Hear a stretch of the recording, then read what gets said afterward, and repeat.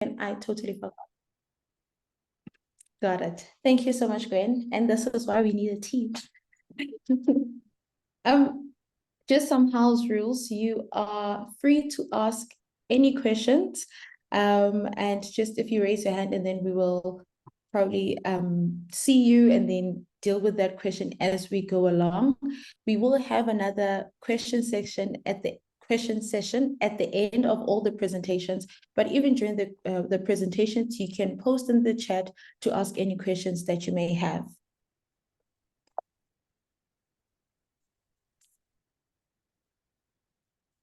So this is just a brief agenda of what we will be talking about today. I will cover the welcome session, which I've already done, and the details of the OAE TTP. And then Ram will give us some tips on good practices in project design.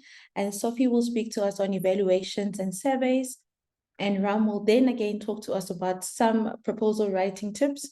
And then we'll hear from past projects that we have funded via TTP, one from Nepal and one from Argentina. And then we'll also talk about the timeline of what happens next after you've already submitted your proposal.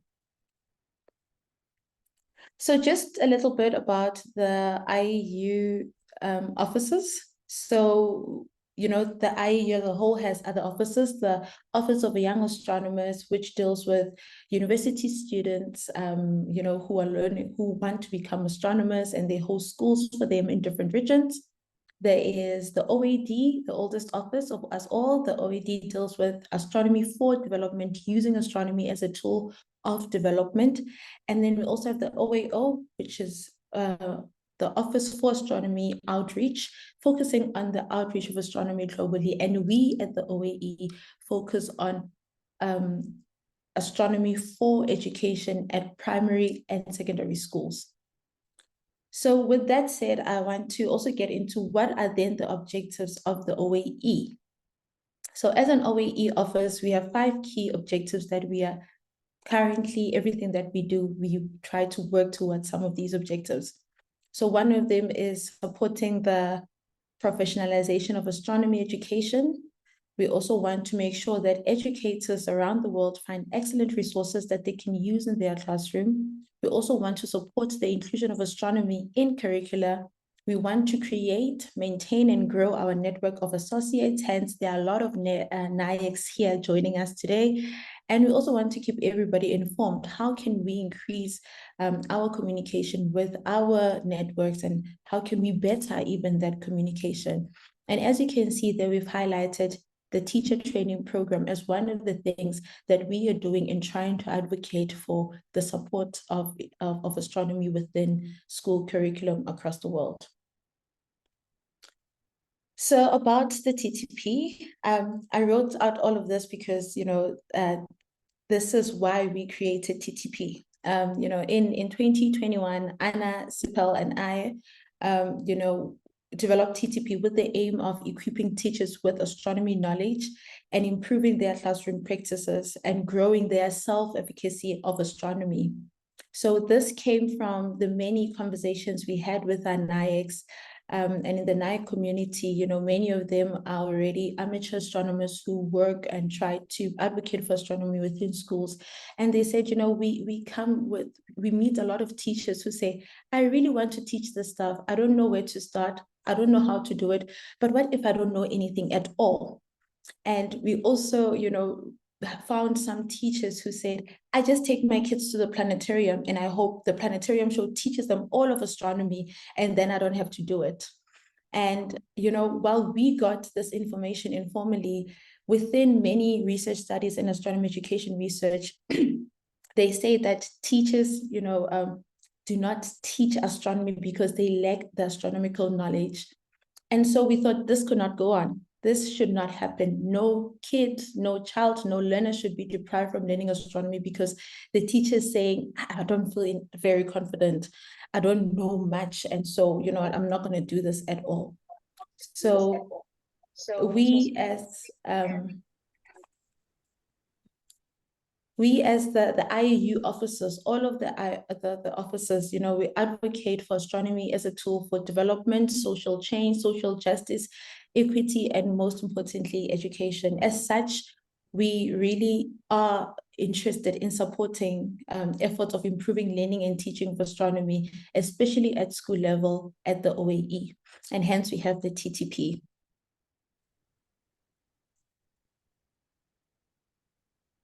So hence we have the TTP. We released the call of the TTP on the 1st of March, 2024. And, we communicated this through our social media, through our mailing list, through WhatsApp groups that already exist, that, we have this TTP happening again in 2024.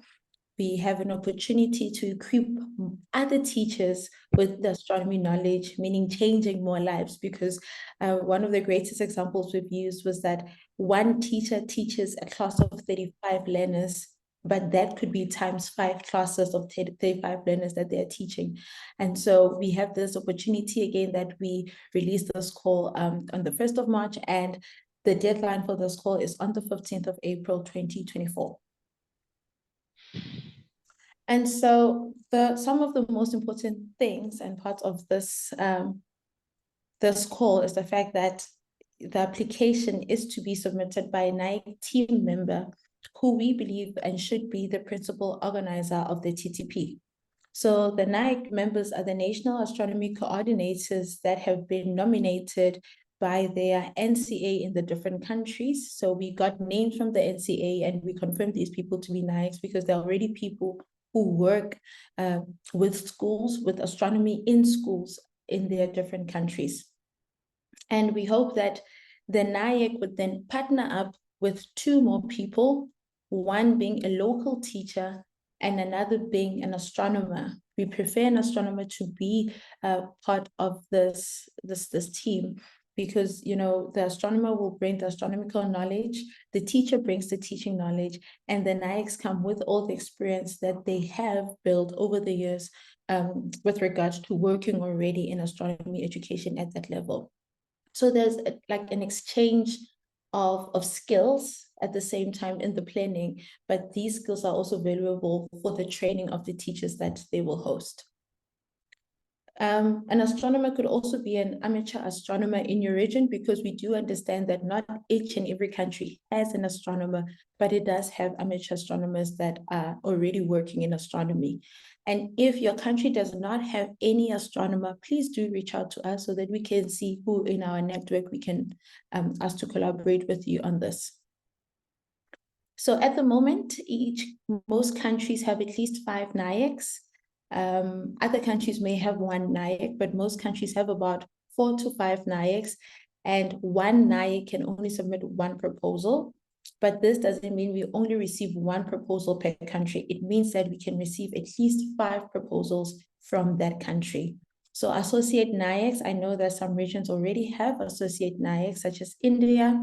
Associate NAECs are also allowed to submit an application. And all applications should be submitted in English. And we do offer support for English if you do not have, if you really require some English support with your application, if you require translation and so forth, please do reach out to us before, at least a week before the closing date, at least a week before, please.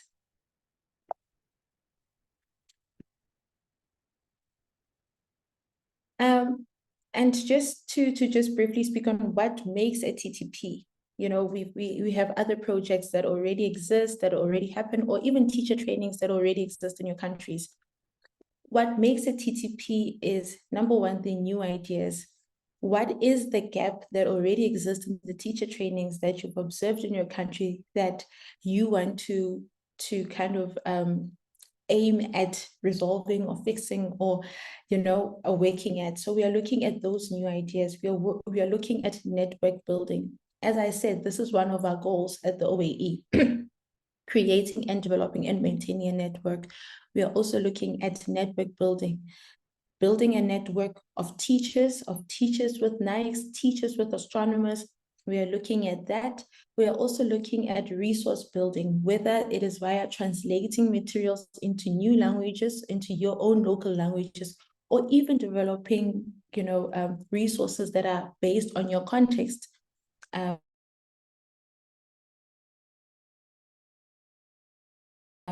If we do give this grant to you as a start of something, what else is to come? We're looking for such ideas, and most importantly, community development, which is closely related to network building.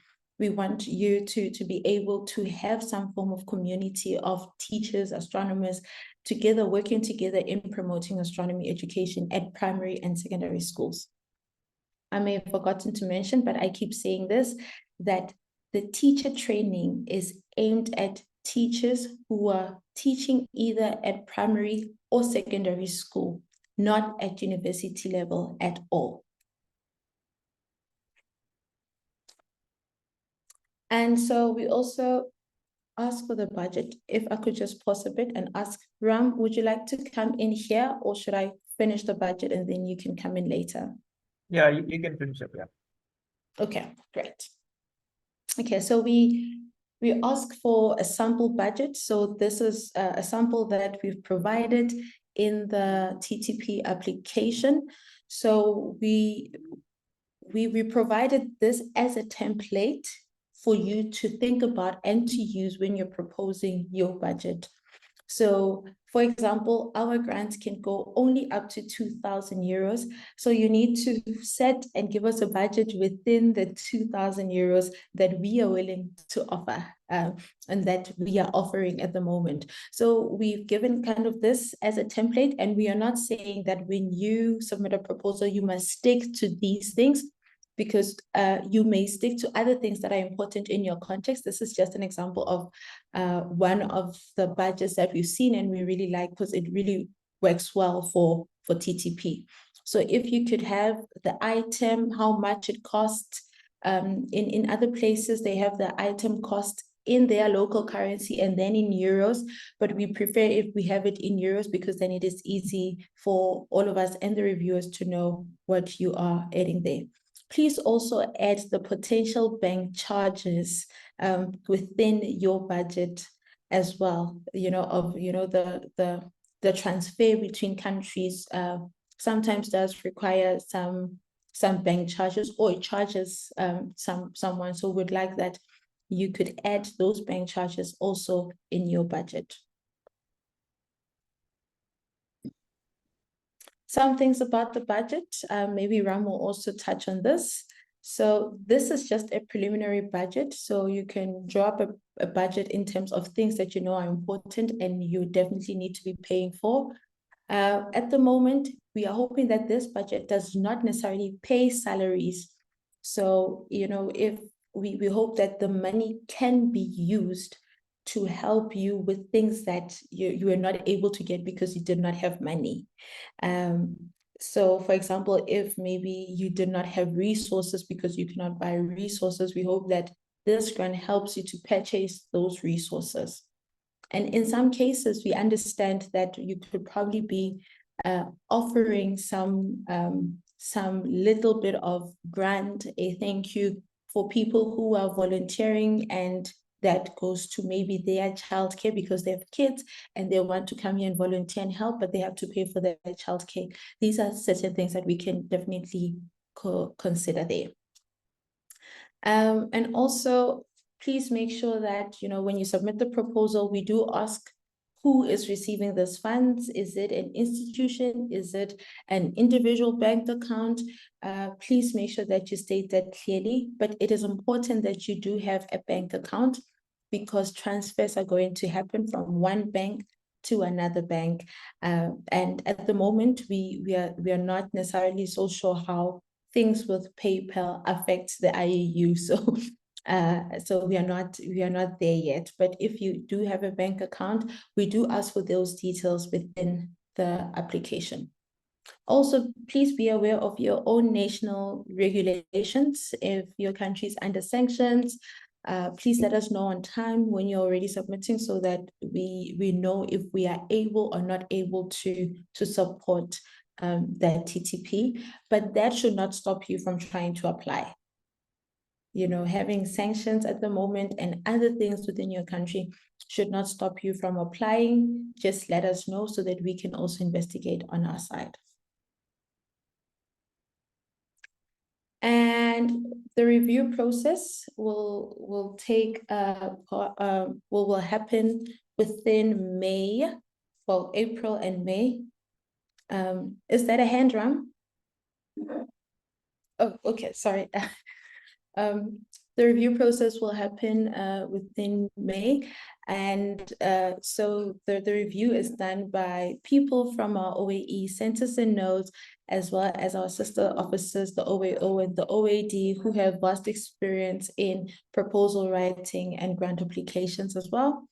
And the reviewers generally, help us with just getting to the most impactful, helping us with getting the most impactful or high impact proposal to support for that year. So the budget is also reviewed. So when you do your preliminary budget, please also be aware of that the budget is something that is also being reviewed.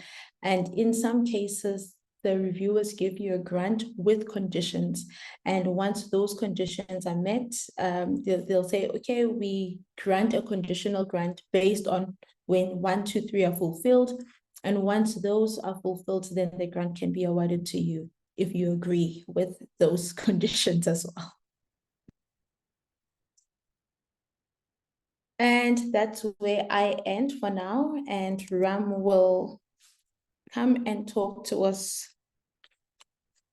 about good practices in project design. And before Ram starts, maybe we could ask if there are any questions.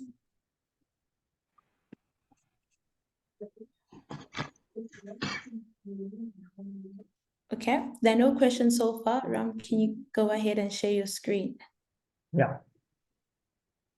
Hi everyone.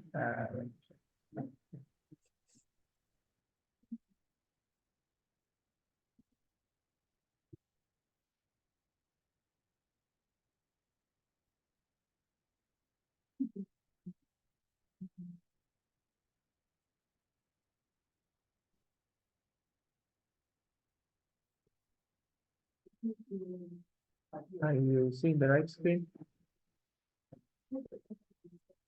Okay. All right. Hi everyone. So I want to start with maybe a very simple question. Right? Why do you want to run a TTP, a teacher training program? So you can either use the link there and write your answers there, or if you want to, you can just unmute and just say.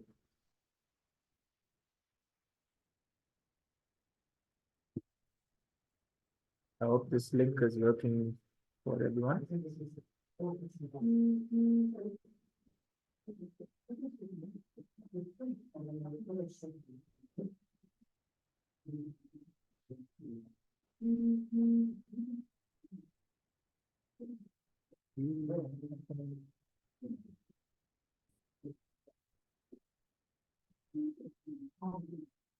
Okay, so I'm seeing some responses.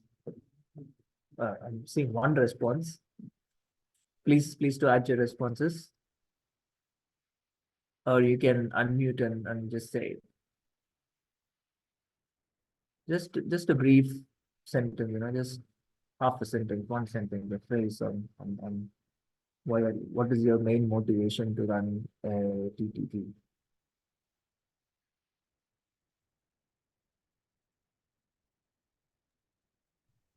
Hello. Do we need to answer it here or in the proposal? I just want to know. You can say it now. Okay. Good afternoon, all. I'm Frances, Nigeria. I think one of the main reasons that we want to run a TTP is because Nigeria is lagging in astronomy education. So we want to, if possible, to train teachers in primary and secondary schools so that they'll be able to catch people young students that will embrace astronomy in the future.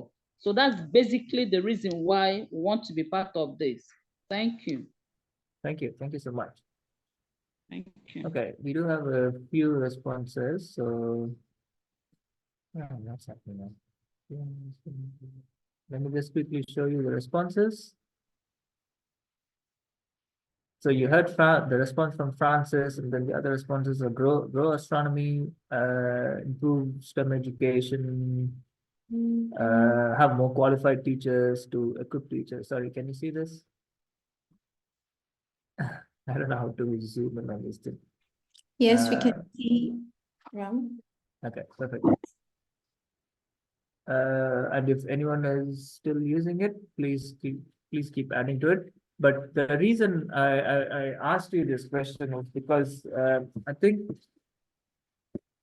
something that we all do when we run projects is that we tend to focus on the activity or the implementation itself. So, for example, let's say I'm doing something.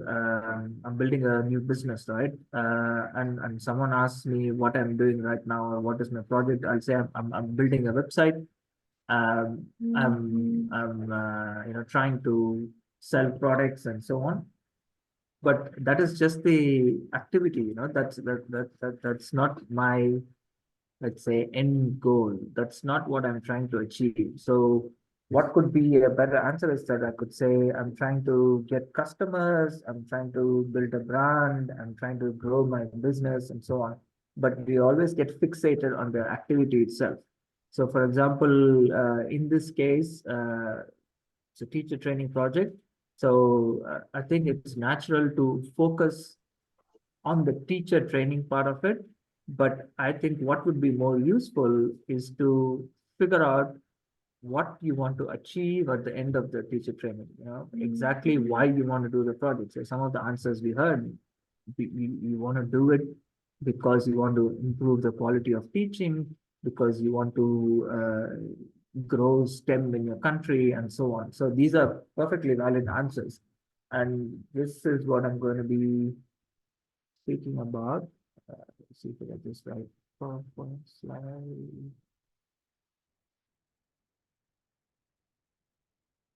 Okay, hopefully you see the right space. So very roughly, there's the preparation for the project design, preparation, running the actual project, and then measuring what you did. As I was saying, we tend to get hung up on the actual activities or the running. So we worry about, okay, how am I going to get transportation for 30 teachers? How am I going to, get a proper venue? How am I going to arrange, I don't know, internet access at the venue? So all these things tend to occupy our mind when thinking of a project, which is perfectly fine. But I think before you get to all that, the first and foremost question on your mind should be, what do you want to get out of this project? After running the project, what do you want? What kind of changes do you want to create in your target audience among the teachers? So rather than spending a lot of time initially, at least in the actual implementation, I would suggest that you spend quite a bit of time in giving thought to what kind of results you want to get out of the project, and that will drive how you run your project. We call this outcomes-oriented approach, right? So think of the end outcomes that you want to achieve, and then everything else will come out naturally. Can I go to the next slide? So the very first step is project design here. So as part of the project design, I would strongly encourage all of you to conduct some sort of needs analysis. Again, I think this is maybe that's something that's very common.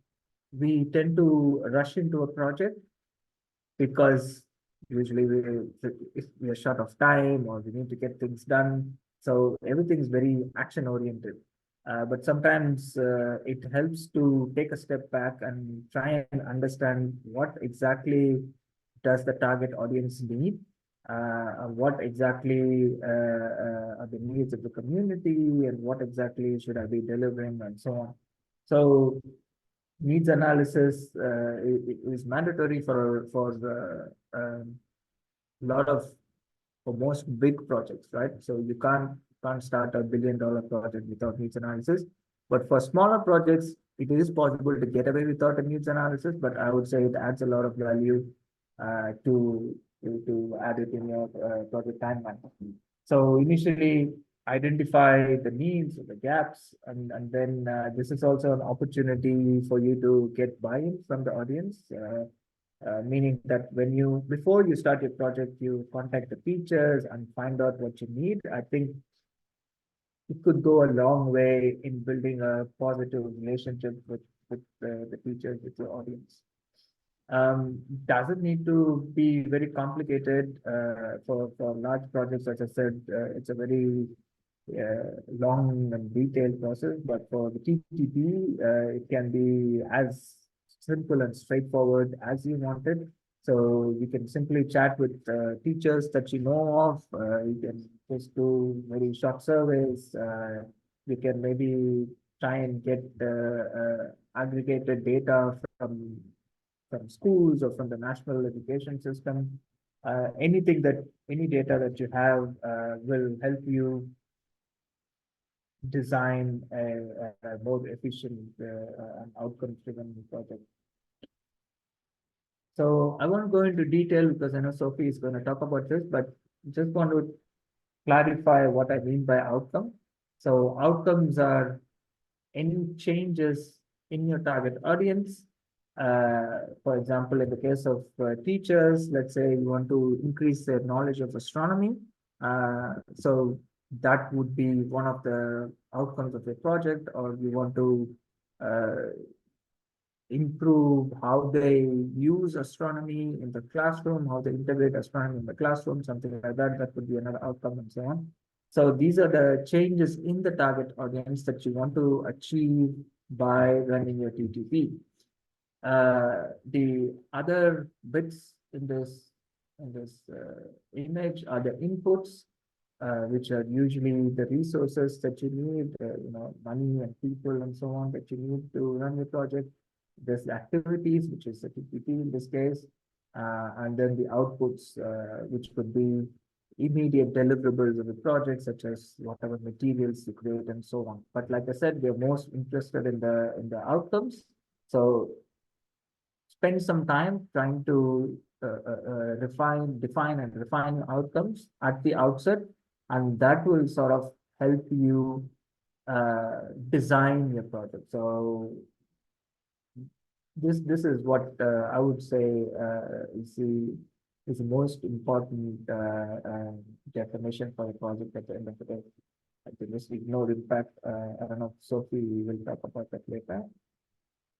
Yeah, so that's it for me on the project design stuff. So main takeaway is that please try and think of what are the results that you want to achieve at the end of the day, and let that lead you in designing your project and not the other way around. Any questions?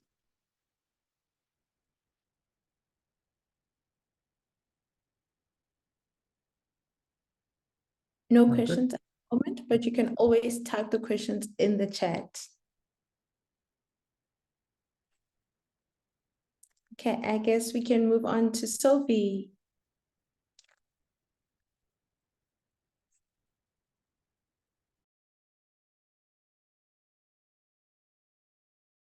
Just share my screen. Okay, can you see that? Yep. Okay, great. Thank you. Okay, so thank you for having me, and it's nice to meet you all. So yeah, I'm Sophie. I'm a researcher for the OAE and based in Wales in the UK. And I'm just going to do a bit of a quick run through of how you might want to evaluate your teacher training programs, and also direct you to our newly released evaluation toolkit that will hopefully provide some helpful resources for you. So first of all, I think it's probably worth highlighting what we mean by evaluation, just because this kind of comes under a lot of different definitions and can mean different things in different settings and in different cultures. So when we talk about evaluation, we are thinking about how well something works and the extent to which the intended outcomes were achieved. So these outcomes that Ram has just described.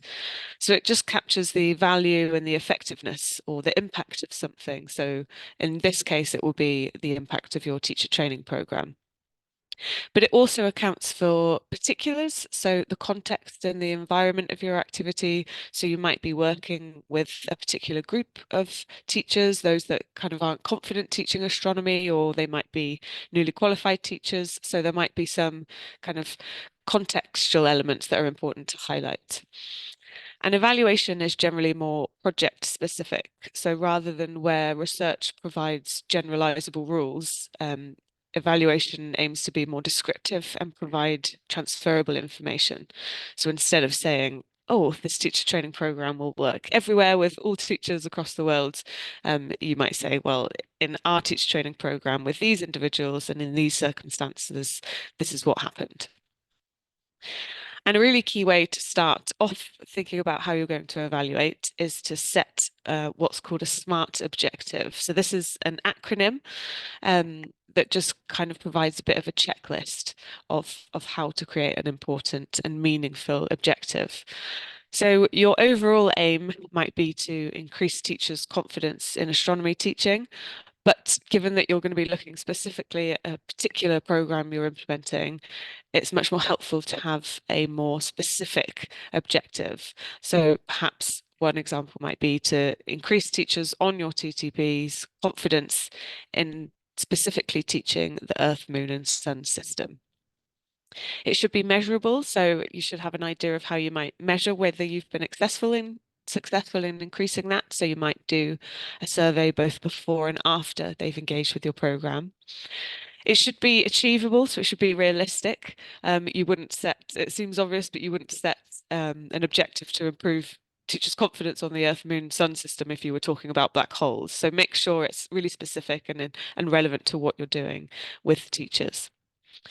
And it shouldn't just be relevant to what you're doing, it should also be relevant to what the teachers are doing. So there needs to be something beneficial to them. So obviously, if they feel more confident, hopefully they will use better implementation techniques with their students, or they might implement more astronomy teaching, or they may even share some of those techniques with their colleagues. And of course, it will be time limited. So this is, sorry, this is an old slide. So one example might be if your teacher training program runs till the end of November 2024, that is kind of when you'll collect your data over, and that's when you're hoping to have increased their confidence by.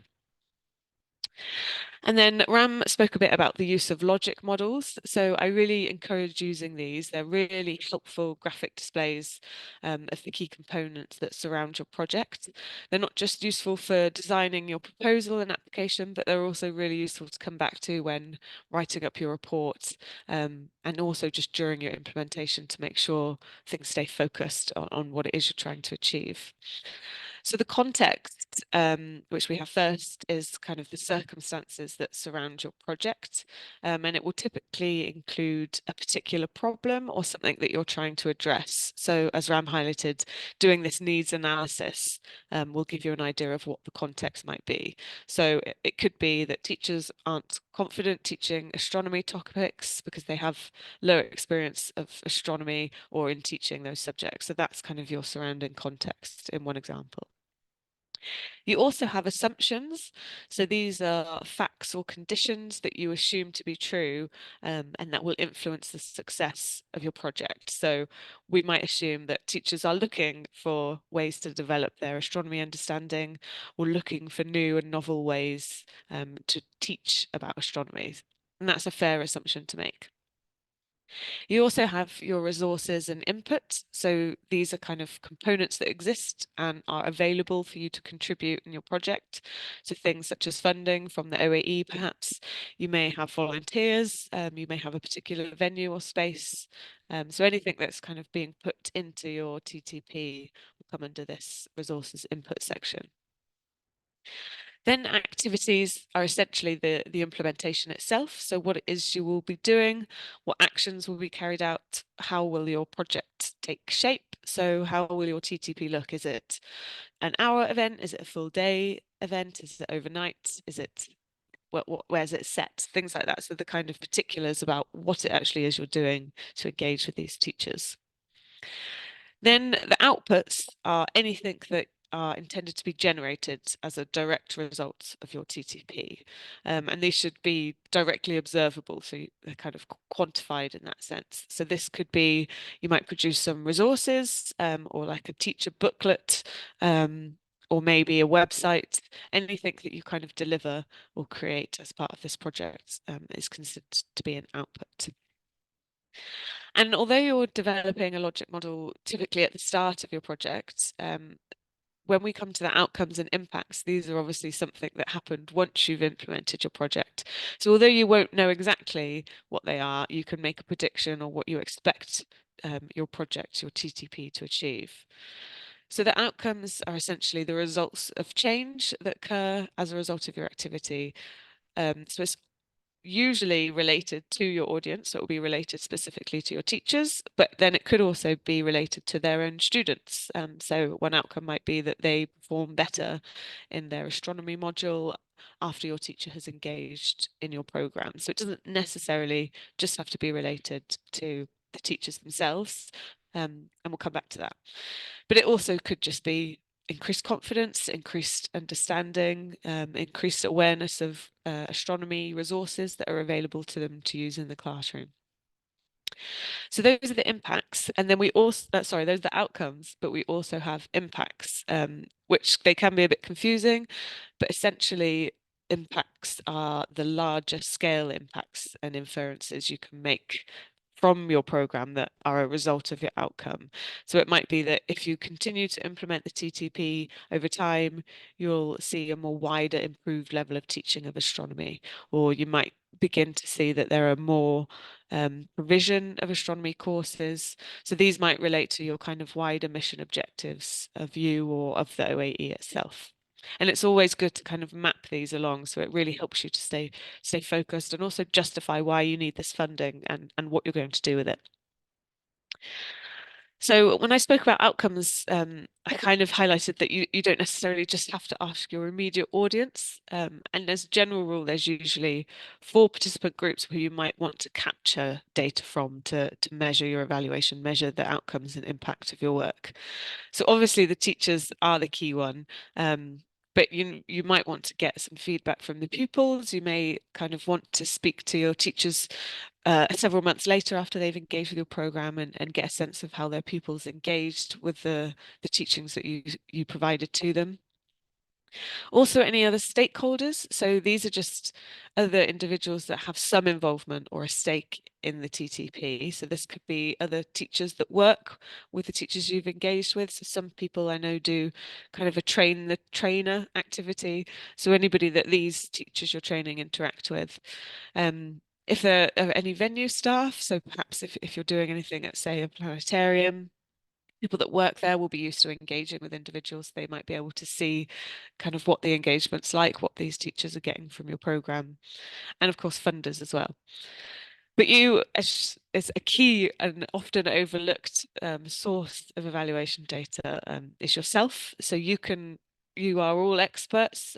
You've probably done these kind of activities before, time and time again. So you can provide kind of reflections about the delivery, about the success, what went well, what didn't. So it's really important to kind of consider where you can get data from and where is the most valuable source. So when you're thinking about this, just consider again, well, what are your objectives and how are you going to measure them, and who can provide that information? And sometimes the best person isn't always the most accessible person. So it might be that the way that your activities are implemented, you may have to tweak how that evaluation is captured, how that data is captured. It shouldn't be a really awkward additional thing that you do. It should be quite naturally embedded into your actual implementation. And then there are also different time points where you might want to collect data. So there's kind of 5 main time points that we consider. So one is pre, this is kind of the baseline, and pre-event essentially. So before the teachers have engaged with any of your program or activity, you might want to ask them a bit about their perceptions or their attitudes or their existing understanding. This will of course depend on what your objectives are and what you're trying to achieve. Well, you may just want to ask what they're hoping to gain from your event, why they've signed up, what their expectations are. You can also capture data during the event. So while they're kind of engaged with your activities, this is the time to capture their kind of feedback. What are they doing? How are they engaging with the material? Even just observing them can reveal quite a bit of information. You don't necessarily need to kind of get them to fill out specific surveys or stuff. You can just ask kind of informal questions and prompts to see how they're thinking and how they're finding the day. Then post, so this is kind of the opposite of pre. This is essentially asking them the same kind of things, but after they've engaged. So once they've finished your teacher training program, what are their perceptions now? What are their attitudes? What are their understanding? What were their experience of the event on reflection? Do they feel they've learned anything? Do they intend to implement anything in their classroom as a result? So that'll give you kind of a sense of, well, even if you've got a full day event, if everyone's saying, oh, actually the thing I really want to do was something that only took an hour, that's really useful information for when you're designing any future teacher training programs. And this can be really helpful if you do a pre and post, so a direct before and after. If you ask the same questions at the start and again at the end, you can make a direct comparison. You can be quite confident that any change in those responses are a result of your program. And you may also want to do follow-up, and I really encourage this, particularly with teacher training programs, because I guess your overall aim is that they will implement something in their classroom as a result of what they've done with you. But it's really hard to disentangle their intentions with their actual actions. So you might want to follow up a few months later and see if they have taken any actions. Has their teaching changed? Have they done anything different in their classroom? So these are some key time points worth considering when you want to capture data. And then just to give you a quick kind of overview of different methods and techniques of capturing data. One example is graffiti walls. So this is a good example of how you might collect data during the teacher training program. So if you're at an in-person event, you can just kind of stick up posters and post-its across the room, provide people with prompts. So something like, oh, what did you like best about today? It can be really broad, or it can be like, what are you most nervous about teaching in astronomy? Anything that, again, relates to what objectives you're trying to meet. And if you're doing an online version, there are all kinds of different platforms that allow you to do this in an online format, which are provided in our toolkit. Then we have Mentimeter, and there are various iterations of this. This is just one version. I think there's another one called Kahoot, and I imagine there's all kinds of different versions available in different countries. But essentially, it's an online presentation tool that allows individuals to interact and collect survey data. So Ram has just done a great demonstration of it earlier in this session. And as you saw, you were able to project the results and people's responses to your audience. So you might display it on screen at an online event or on a projector if you're in person. So you can post questions in a variety of formats and display options. So you might just want to kind of capture one word things from individuals to create a bit of a word cloud. You can create scale questions. So this is just asking about how confident they feel in different things. So you can kind of see where they're happy, where there maybe is room for improvement. So there's all kinds of different methods there. Surveys are, of course, the kind of typical, most familiar forms of data collection that we see. They provide very specific and structured information. And then it's generally about kind of perceptions and attitudes, their kind of feelings towards something. If you're looking at trying to capture understanding, so you might want to even test your teacher's understanding of certain concepts in astronomy, this is when you would use a test or a concept inventory. So these two are kind of the parallels of each other, but one is understanding and one is kind of perception. And you can make them quite flexible. So although they're very structured, you can use different types of questions to capture different types of information. And then we have interviews. So this is more conversational, it's much more qualitative. They're much more time consuming, which is a key thing to consider. But you can, of course, do them in person or online or via video call. You can do them individually or with the whole group. Perhaps if you're engaging with groups of people, you could do it as a whole rather than speaking to each one. And a key benefit of these is they allow you to get just a bit more detailed information. It's a bit more contextualized. There's more freedom to the teachers. They can go into a bit more detail about their experiences. And if they say something that you're really not expecting, if you get that in a survey, it's kind of too late. You don't know why they've answered in that way. But in an interview or focus group, you can kind of follow up on what they're saying, and it's more kind of a natural, organic process. So these are just some example questions here that might be helpful for you to ask if you did do interviews. And then, of course, it will be important to report all your fantastic results.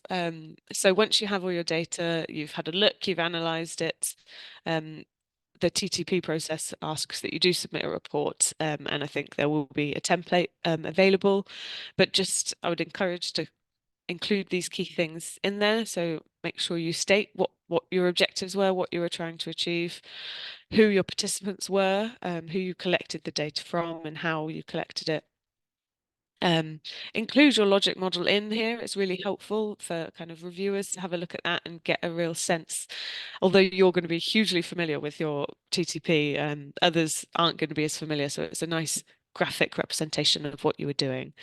And do provide your own reflections on how it went, whether you think your objectives were met, what went particularly well, what would have gone better, and what you'll do next, and any advice you might offer to others in terms of key recommendations. These are really valuable information, particularly from you as experts in doing these kind of things.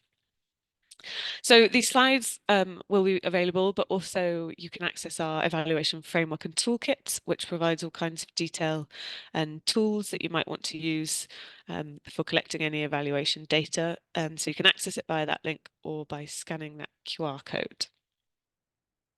And that's it. I'm happy to take questions.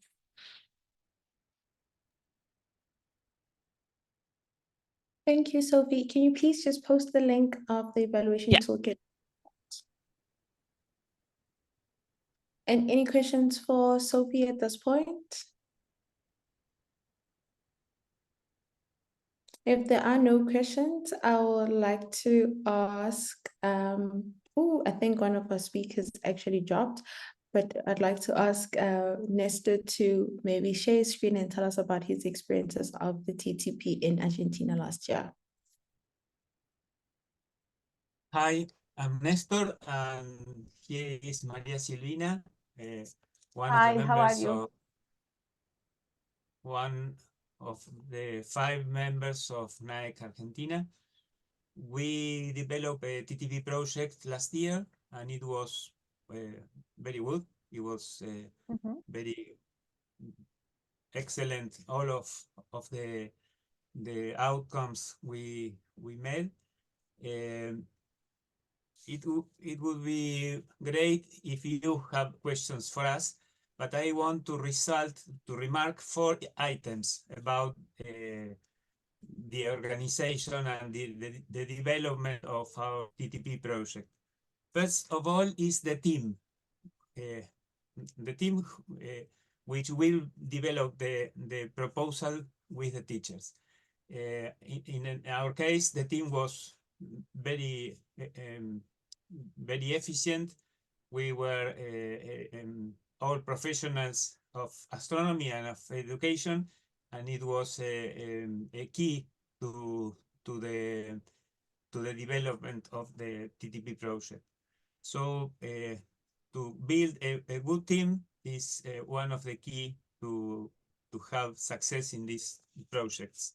The second is the relationship with the institutions, schools or primary or secondary or any other institution in which the proposal, the project will be developed. The third item is the planning of the workshop, like Tiamisho and Sophie have told us, a good planning, a real planning and a concrete planning is necessary, because we must feel sure about what we are developing. And the last is the contents and the strategies, the didactical strategies we will put in the proposal. Our experience is that there must be concrete, a few ones, but very concrete, and with clear didactics, resources very concrete, simple, but efficient, and directed to some concepts about astronomy in the schools. That's our proposal was to introduce some items about astrophysics in schools. We worked about photometry, spectrometry, and geometric optics, and it was wonderful. Well, I don't know if it's I've been clear, but we can listen to your questions. Thank you so much, Nestor. Any questions for Nestor? Again, you can always post in the chat.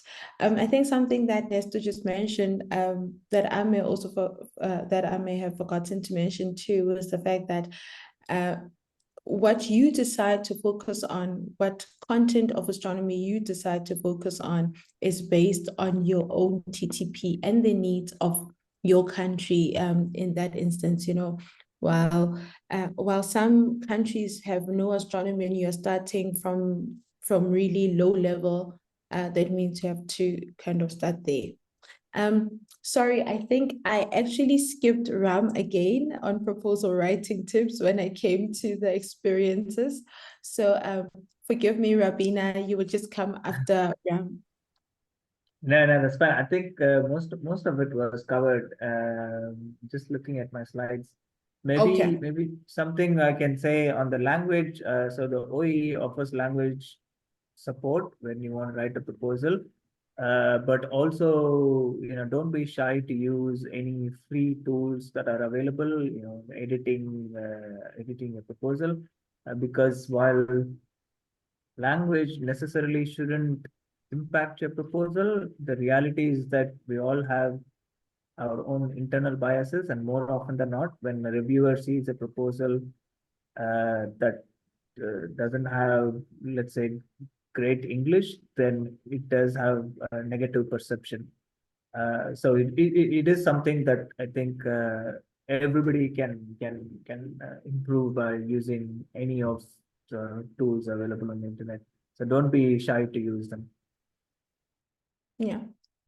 Thanks, Ram, for that. I think Gwen just posted something, a deeper translator that you can also use for that, because sometimes, you know, when you're writing a proposal, the reviewers are trying to imagine what you're trying to do.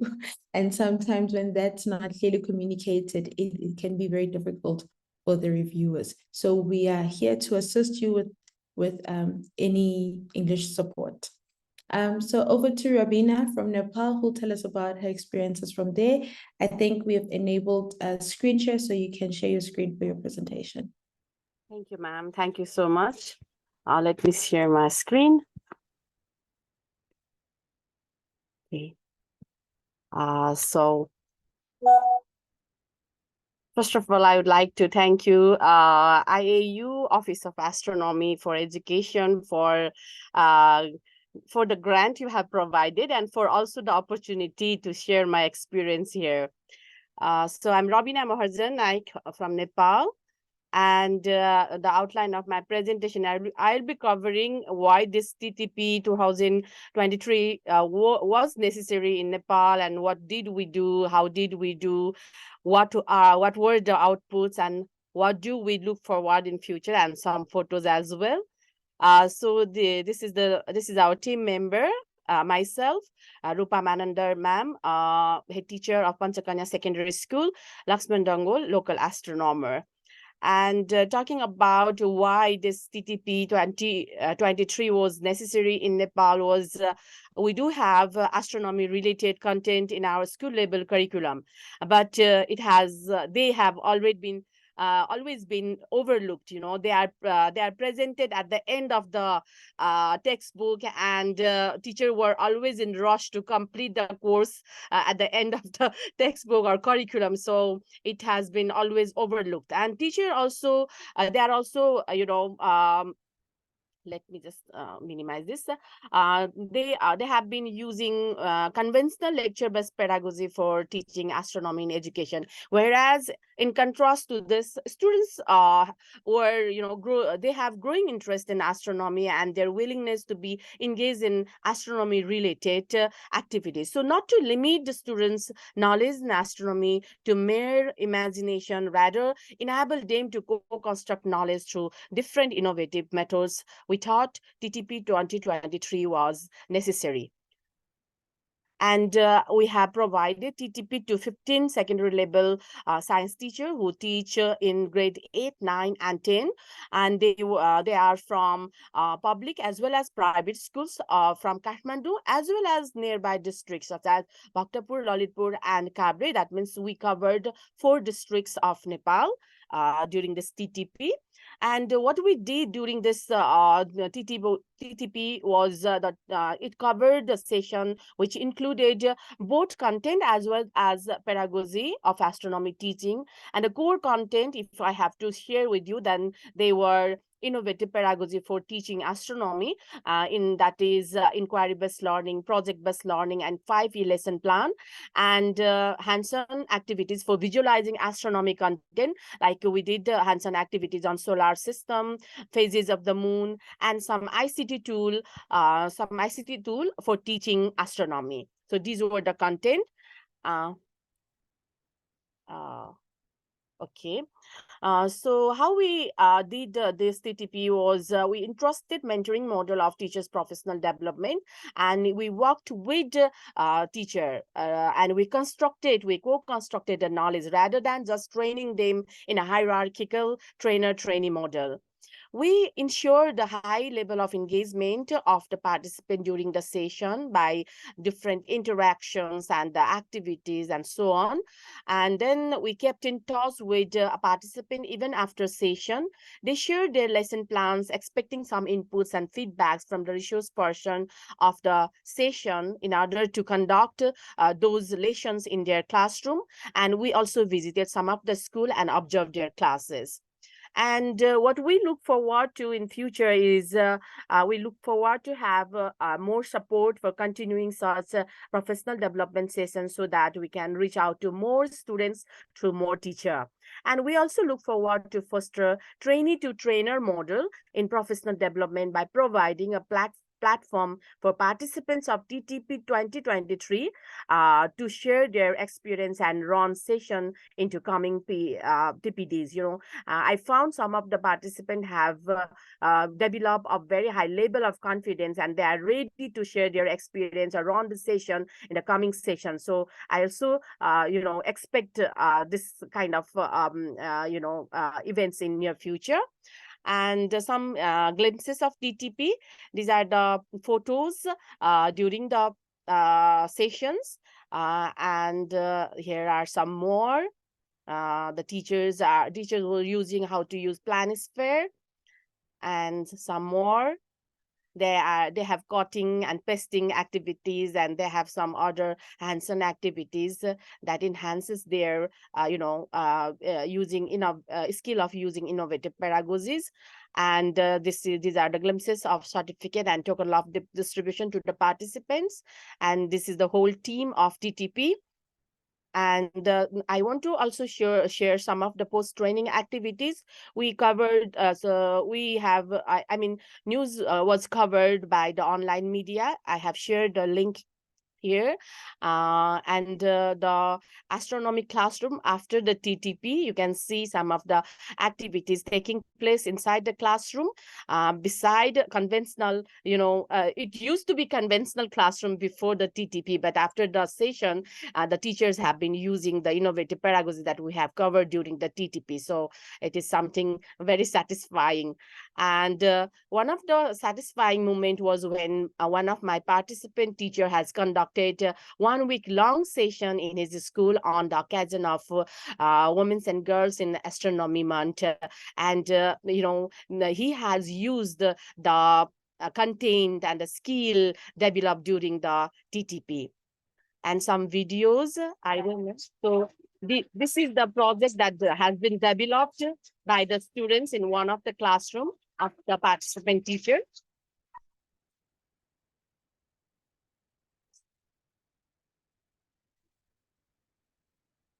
And one more.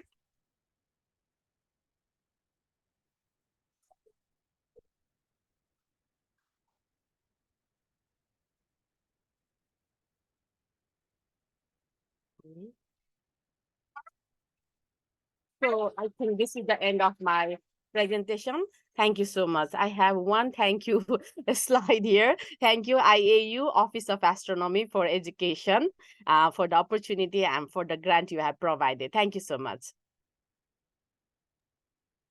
Thank you so much. Thank you so much for seeing and realizing the goal and the dreams of TTP. Like it really does make me so happy to really see the vision of the TTP go as we had hoped. So we definitely rely on you as the NAECs to make sure that you create an impact in education and in astronomy education.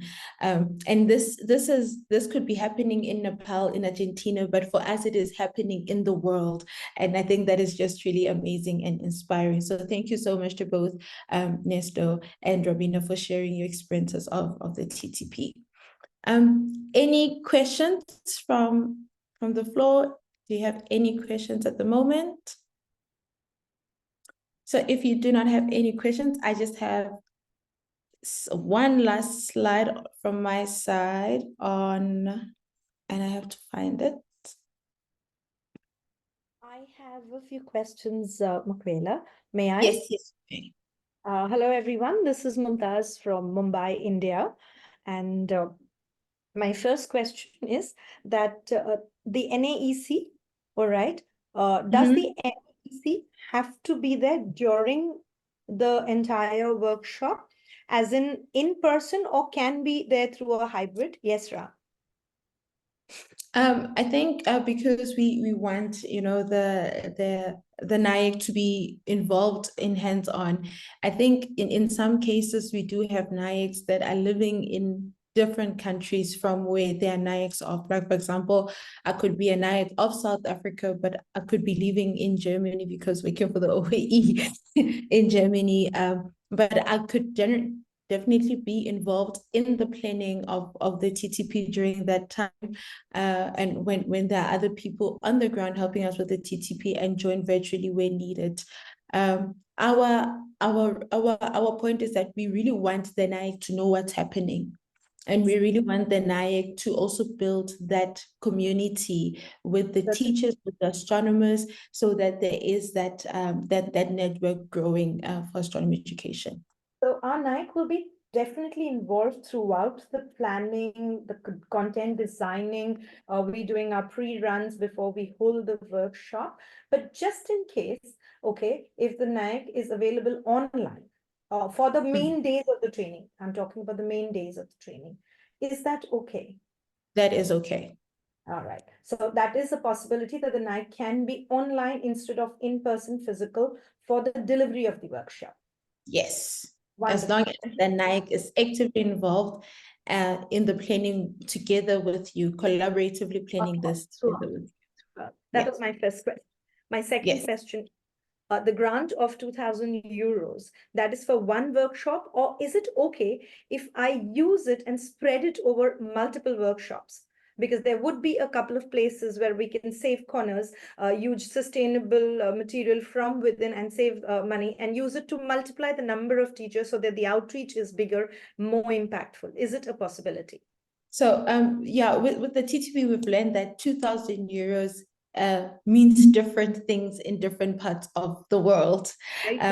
While 2,000 euros in Europe can really host one small workshop, we've seen with one TTP in Madagascar, they're hosting their third workshop with only 1,500 euros. They are already on hosting their third workshop. So if you are able to say, okay, we will have this training and our first training is going to be for 20 teachers and this is how much you're going to need, and we're going to host another one for another 30 teachers and this is how much you need, I think this is something that you should already clearly stipulate and state in the proposal as well. So I can utilize the 2,000 for holding multiple within the year, you know, this particular year of the funding. Yes. Wonderful. That really makes me very excited. Definitely, yes. Definitely. I think that was one of the things. So also regard. Yeah, I was about to say, I think that Nestor, you did the same thing. You had 2 teacher trainings with one grant, right? Can I share my screen? Yes, you can.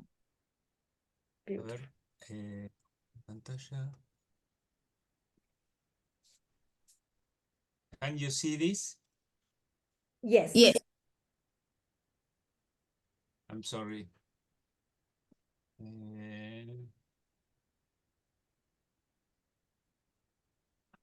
Sorry. This, can you see this? Yes, we can see your screen, Nestor.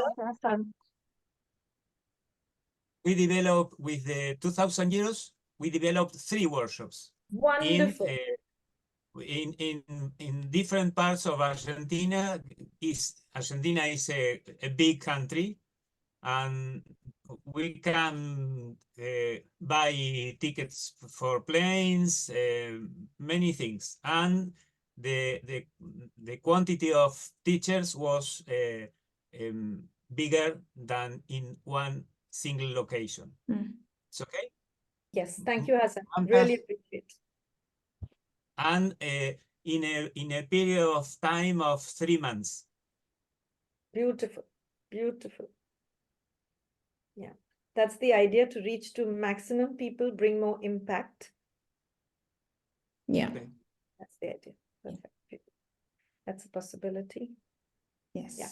So also, can we give them handouts, materials when we design and develop content, little workbooks, which they can then ideate and take it to their classrooms? Yes, and this is definitely all up to you as the organizers in terms of, again, what is the goal and the outcomes of this?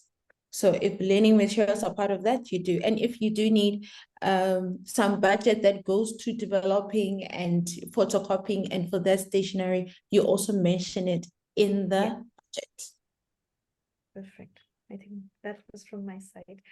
Yeah, thank you. Oh, okay. One more thing with regards to receiving the funds. I'm so sorry about this. With regards to receiving the funds. For example, I have an organization which teaches astronomy and space sciences in school. We work with a lot of astronomers, with a lot of scientists. All right. So can the funding come directly to the company? It's a proper registered company with all documentation in place, etc. Follows the regulations. Yes. So because you are in India, the funding will be coming and will be paid through from India from our side. Just to make it easy with transferring issues and all of that, because we've had those challenges before. So OAE Center India is a co-sponsor of the TTP, but it is sponsoring TTPs in the Indian region. So they will take care of that. Once all the outcomes of the grants are out and we know who's getting the grant, we do send all the recommendations to the OAE Center in India, and then they do the next part of funding. But we are still very much working together with the center in India. So, yeah. Thank you for the clarity. Really appreciate it. Thank you so much. I want to say also we have another new sponsor, which is OAE Center China as well, contributing to TTP, so ensuring that the other region, the Chinese region, is also covered with TTPs and not necessarily limited by the issues of the transfer of money. Okay, please, I have a question. Thank you. Any other questions, Francis? Okay, Gwen, are there any other questions on the chat that I am missing? I have a question related to something from the chat. Somebody was asking about the recording. How do you want to distribute the recording afterwards? We will upload the recording on our YouTube page. OAE YouTube will have the recording of this. I see Hassan Baba has some questions. Would you like to maybe ask her a question, maybe? I have a question, ma'am. Yes. Okay. Please, I'm here for the first time. I'm the NAEC nominee for Nigeria. I will be representing Miracle Marcel Chibuzo. So Okay. my question is there possibility that somebody after attending these trainings, like this workshop we are holding now, will not be able to get the grant? Are there possibilities? Please, thank you. I was struggling with hearing you a little bit, but from what I hear is that you are still a NAEC nominee at the moment, and you want to know if you're eligible to apply for this current grant while the OAE still hasn't confirmed you. Yes, exactly. And my chances of getting the grant, yes. I think this is a question that I'll take back to the OAE team to find out what is possible, and I will, if you could just send me an email at ttp@astro4edu.org. If you could send an email there, then we could probably make sure that we discuss the situation and come back to you. And alternatively, I would really encourage you to reach out to the other NAECs, maybe collaborate with them already on the TTP. Does that make sense, Francis? It does. Thank you. Thank you so much. Yeah, I'd really recommend that you get in touch with the other NAECs as well in Nigeria. I have one Yes. question. I just have one question, the duration of the workshop. Say, for example, we decide to design a workshop for 1 day for teachers, and that will be in person. And then we think about or draw up a plan where we evaluate the transfer of learning, which is actually how it was explained. Also by the ones they did in Nepal, which is like we go back and then, have little assessment forms, have recordings of classroom sessions, which would then tell us, okay, and then maybe after a gap of a couple of weeks or a month, we kind of see what has happened and, have another interaction with the teachers who had come in person. Because in Mumbai, we do have challenges where the schools do not release the teachers for more than a day. So can that be, or would that, become a challenge in our selection process? I think that you need to clearly state this as a challenge in your proposal already to make the reviewers aware. Like clearly state the plan that, okay, we have the challenge that teachers cannot be released for more than 1 day, but we are doing, a first day on this, and we will have a follow-up on this, and why you prefer to do that. So if things like this are already stated, then it makes the reviewer know your situation a little bit better. And I think, reviewers want to know that, they were asking that, sometimes it's difficult to understand the context, and which is why we have a question on context. Tell us what your context is. Tell us your education context. Tell us a little bit about your curriculum so that you make us aware as we are reviewing the applications to take in account why this is important and why they're choosing to do it that way. because we could back up by also, correct me if I'm wrong, saying that the teachers already are qualified as teachers. So they have gone through the entire teaching and learning methodologies, right? So when they back, they are now very specific to astronomy education. So it does not require a lot of time to go back into pedagogies and, different learning cycles. What requires to be done here is, as Sophia also mentioned initially when she was talking, we are here looking at building the confidence level of the teacher. Inhibitions with regards to the subject, because most of the time the subjects the teachers think is very detailed, very intense, but we're trying to break that mindset. We're trying to bring the confidence in them, picking up, reading up, asking us questions, keeping in touch with us. So yeah, I'm coming from it. Thank you. Yeah. Thank you. Thank you so much for your questions. We really appreciate them.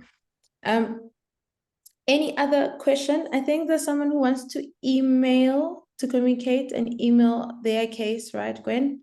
I want to encourage that person maybe to just say a little bit so that we can get an idea of how complex the situation is.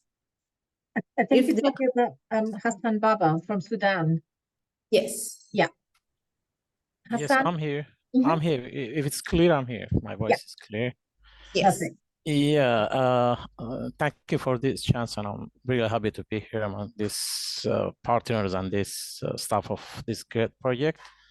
I'm from Sudan. I'm representing STEM Sudan organization. We are doing STEM activities for the last 5 or 6 years, but now we are concentrating on astronomy and space, since it's we consider it like one of the most attractive part of STEM for students, for teachers, for families. When we had a lot of activities there around Sudan, more than 10 cities around Sudan, but now during this war, we hope it will end very soon.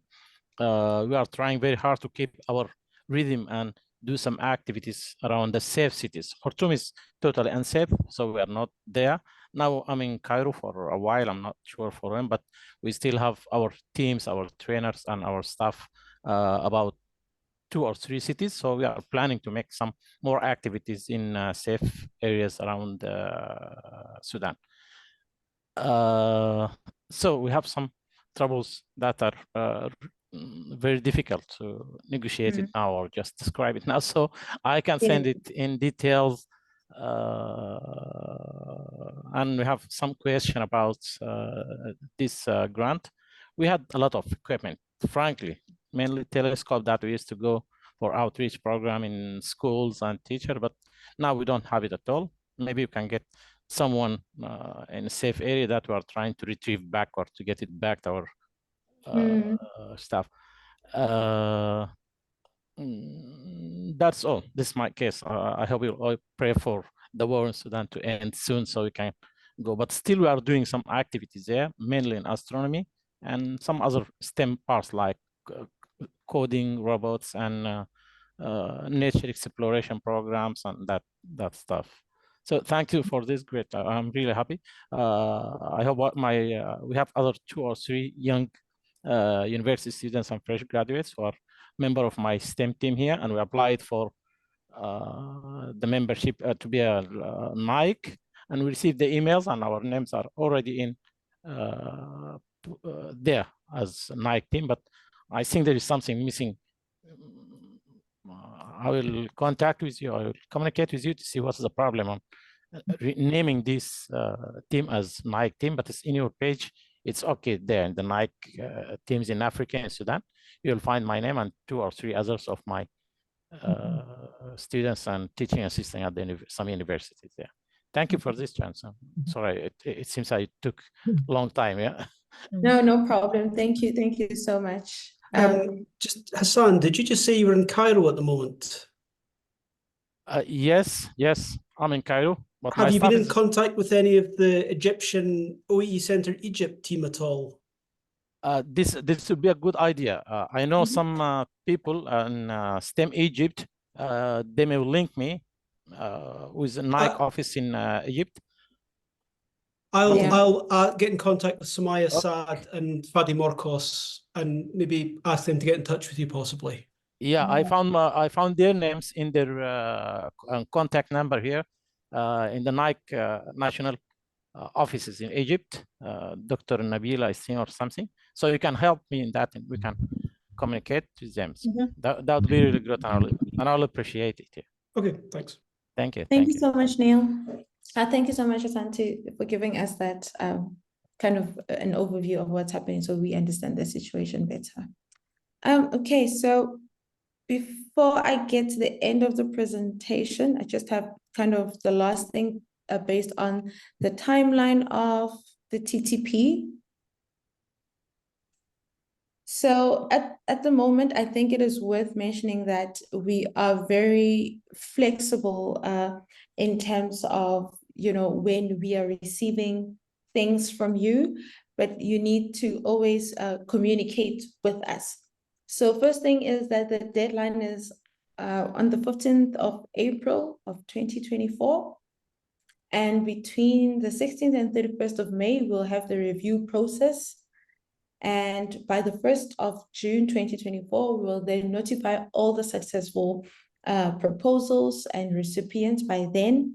And on June 14, 2024, we'll have Zoom meetings with recipients. So depending on where the recipients are from, we could have 2 Zoom meetings, one that covers, you know, the eastern side of the world and the one that covers the western side of the world, just to make sure that, you know, people do not wake up too early or stay out too late as they are now. But thank you to those from India. And then by the 1st of July, all the documentation will be due. However, if you're having challenges with those documentation and getting all of those things ready, then you can always communicate with us and we can make a leeway for those things. And we hope that the workshops can at least take place between the 1st of August till, I say here, December 2023. But because we are very much flexible, at least between the 1st of August 2024. Sorry, I didn't change my dates. It's supposed to be 2024. All of those dates are supposed to be 2024. So between the 1st of August and December of 2024, but actually it is 1st August 2024 till 31st of December 2025. So you have until the following next year for your TTP to happen, because we've gotten very much aware that it is not easy to plan the workshop. It is not easy. Sometimes getting the funds takes time, and the planning also takes time. And if there are some things that happen, you know, things happen in the world that make us cancel and postpone things. And so we are making affordances for those things as well. So the TTP can take place between the 1st of August, from the 1st of August till the following year in 2025. And then we will send the reporting template that Sophie already spoke about, and we'll let you know when that template is due as well.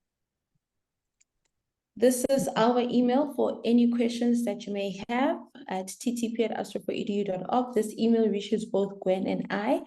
Gwen will be going on leave soon, so you may not get a reply as quick as possible from Gwen, but I will try my best to reply to your emails. And Gwen has a hand up. Okay, if you finished, have you finished? Because I have some unashamed plugging to do. Okay, I just wanted to remind to all the NAECs who are here to please join us on the 18th of April for our first night quarterly meeting of 2024, where there's loads of stuff that we need to share with you and information, and it's just a great opportunity again to get the whole community interacting and communicating for the rest of this year. So there's all sorts of exciting stuff coming up, and I can only encourage you, please do come and join us. Okay, there are 3 sessions, UTC times 9 UTC, 1330 UTC, and 2100 UTC. The information is all on Basecamp, and the Zoom logins are available. But if you have any questions, do contact us. Okay, Yes. that's it. Thank you. Sorry. Thank you, Gwen. If you have any questions at the moment, I just got a question about where to find the application form. So the application form is on our website. If you scroll down, I'll just put in the link. I'll just go on the website and share my screen to show you where you can find the application form. Okay. So this is the TTP program on the website. This is where you found the Zoom link. And then if you scroll down there, link documents there, the teacher training proposal template is down there. And then I just put up a link here in the chat. Please, if you could just take about 5